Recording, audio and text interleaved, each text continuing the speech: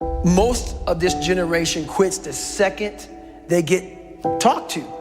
You did this wrong, or they get yelled at. It's so easy to be great nowadays because most people are weak.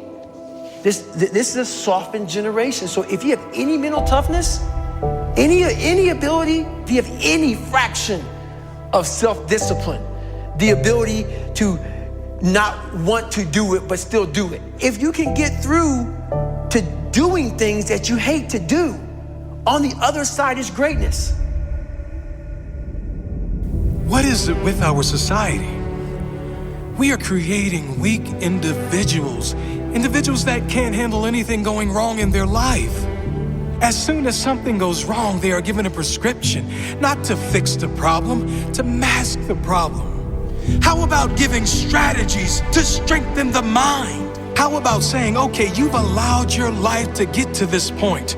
Now take responsibility and dive deep into personal development. Learn why you feel this way, not because of the event. The scientific facts about why you feel the way you do and what you can do to strengthen it. The moment they are criticized, rather than take any of it on board, rather than prove any of those people wrong, they give up. They attempt to defend the criticism with useless talk, but never with definitive action. The moment they are challenged, they crumble. The moment things get hard, they declare defeat. It must not be for me. It was their fault. If they didn't do this or treat me like this or say this, then I would have made it. No, you're just soft. You're weak. Tell yourself the truth. Because until you do that, until you look in the mirror and acknowledge that you are the problem, you'll never be able to grow into the person that is capable of achieving all those things you want. You are the problem, the only problem. Your mindset is the problem. Your attitude is the problem. It is no one else's fault, it's yours. If you want the good news, you are also the solution. You and only you. If you have character, that statement will change your life. If you have no character, you'll remain an average complaining hater like most other people. You are your only problem, and you are the only solution. Sure, big things happen, tragic loss, things which no one would deserve. I'm not talking about those things. I'm talking about the people who are one job loss away from a breakdown, one relationship breakup away from depression. One argument ruins their entire week. Come on, people. This is not how to live. Even with the big stuff, if you have perspective, if you know who you are, if you really appreciate everything you do have and believe everything is as it should be, all of those big things can be handled much better. Knowing your loved one would want you to be happy and move on.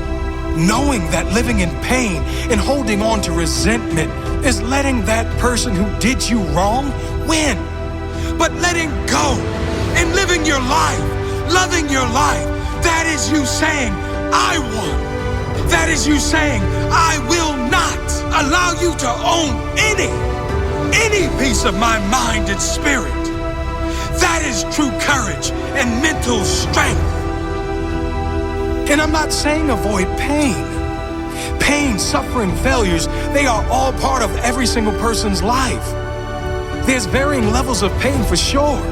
Some suffer more than others, but we all suffer at some level.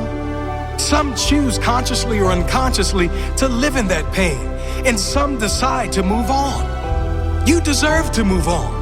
Mental strength comes from those struggles. It is formed from pain. It is increased when you refuse to give up at times when most others would. It grows when you keep going, when things seem impossible. It grows when you push one more time past what you thought was your limit. It grows with consistency. That is mental strength. Excuses are for weak individuals who have no heart. Take responsibility for where you are now and commit to do something, anything, whatever it takes to make sure your future is better. You do have the choice.